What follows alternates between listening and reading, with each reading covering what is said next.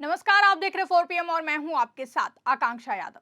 दोस्तों, महाराष्ट्र में उठी राजनीतिक चिंगारी ने पूरे देश के सियासी गलियारों में हलचल मचा दी है।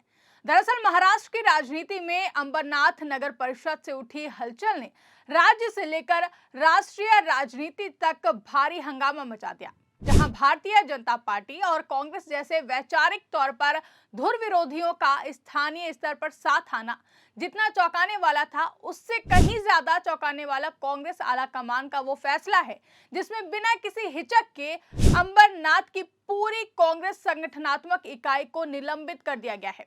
इस कदम ने साफ कर दिया है कि चाहे बीजेपी किसी भी रणनीति के तहत, किसी भी मजबूरी या फिर गणित के नाम पर गठबंधन का ऑफर दे, कांग्रेस नेतृत्व उसके लिए तैयार बिल्कुल भी नहीं है। आपको बता दें कि अंबरनाथ नगर परिषद में सत्ता गठन के दौरान कांग्रेस के कुछ स्थानीय नेताओं और निर्वाचित पार्षदों ने बीजेपी के साथ मिलकर भूमिका निभाई। माना जा रहा है कि यह गठबंधन बीजेपी की उस रणनीति का हिस्सा था जिसके जरिए वो महाराष्ट्र की सियासत में अपने समीकरण मजबूत करना चाहती है। राजनीतिक हलकों में यह चर्चा भी तेज हुई कि बीजेपी उप मुख्यमंत्री एकनाथ शिंदे के नेतृत्व वाले गुट को संतुलित करने या फिर दबाव में रखने के लिए एक विकल्प तलाश रही है। इसी कड़ी में कांग्रेस के कुछ स्थानीय नेताओं से हाथ मिलाना बीजेपी के लिए एक सियासी दांव माना गया, लेकिन यह दांव कांग्रेस आलाकमान को कतई मंजूर नहीं था। जैसे ही यह खबर पार्टी नेतृत्व तक पहुंची, तुरंत सख्त कदम उठाए गए।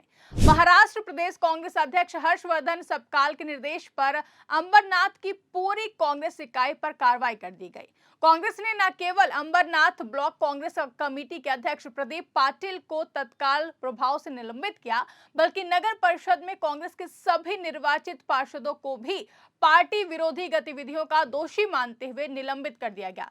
इसके साथ ही अंबरनाथ ब्लॉक कांग्रेस कमेटी को पूरी तरह भंग कर दिया गया है।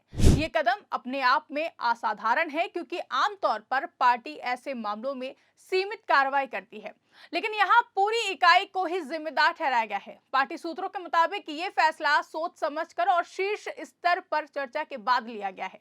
कांग्रेस नेतृत्व ये साफ कहना चाहता था कि पार्टी की घोषित नीति और विचारधारा से हटकर लिया गया कोई भी फैसला, चाहे वो स्थानीय स्तर पर ही क्यों ना हो, बर्दाश्त नहीं किया जाएगा। दोस्तों, इस पूरे सियासी मामले का सबसे अहम राजनीतिक पहलू यही है कि कांग्रेस ने सीधा बिना किसी देरी के बीजेपी के कथित गठबंधन ऑफर को ठुकरा दिया है। भले ही बीजेपी की ओर से यह गठबंधन किसी स्थानीय मजबूरी, नगर परिषद के गणित या फिर सत्ता संतुलन के नाम पर किया गया हो, लेकिन कांग्रेस आलाकमान ने इसे पार्टी लाइन के खिलाफ माना है। आपको बता दें कि कांग्रेस लंबे समय से खुद को बीजेपी की नीतियों और विचारधारा के सबसे बड़े राजनीतिक विकल्प के तौर पर पेश करती रही है। ऐसे में बीजेपी के साथ किसी भी स्तर पर हाथ मिलाना कांग्रेस की साख और साथ ही साथ उसके राजनीतिक नैरेटिव को कमजोर कर सकता था। माना जा रहा है कि यही वजह है कि कांग्रेस आलाकमान ने अंबरनाथ मामले को उदाहरण बनाकर पूरे देश के कार्यकर्ताओं और नेताओं को संदेश दिया कि बीजेपी से नजदीकी की कोई भी गुंजाइश नहीं है। महाराष्ट्र की राजनीति में उप मुख्यमंत्री एकनाथ शिंदे का फैक्टर लगातार चर्चाओं में रहता है। जहां बता दें, बीजेपी और शिंदे गुट का गठबंधन भले ही सत्ता में हो, लेकिन अंदर खाने खींचतान की खबरें लगातार देखी जाती हैं, समय समय पर सामने आती रहती हैं। राजनीतिक जानकारों का मानना है कि बीजेपी शिंदे को पूरी तरीके से निर्भर बनाए रखने के लिए वैकल्पिक राजनीतिक रास्ते भी खुला रखना चाहती है। ऐसे में स्थानीय स्तर पर कांग्रेस के साथ गठबंधन की खबरों को इसी रणनीति के चश्मे से देखा जा रहा है। ये संदेश देने की कोशिश करी गई है बीजेपी की ओर से कि बीजेपी के पास विकल्प हैं और वो जरूरत पड़ने पर नए समीकरण बना सकती है, लेकिन कांग्रेस आलाकमान ने इस संभावित राजनीतिक खेल को शुरुआत में ही रोक दिया है। जहां कांग्रेस की इस कार्रवाई को पार्टी अनुशासन के लिहाज से भी एक मजबूत कदम माना जा रहा है। पिछले कुछ सालों में कांग्रेस पर यह आरोप लगता रहा है कि स्थानीय स्तर पर उसके नेता मनमानी करते हैं और केंद्रीय नेतृत्व कमजोर नजर आता है। अंबरनाथ में की गई ये सख्त कार्रवाई ने इसे जो ये नैरेटिव गढ़ा गया था, इसको तोड़ने की पूरी कोशिश की है। पार्टी ने साफ कर दिया कि सत्ता के लिए पार्टी सिद्धांतों से समझौता बिल्कुल भी स्वीकार्य नहीं है।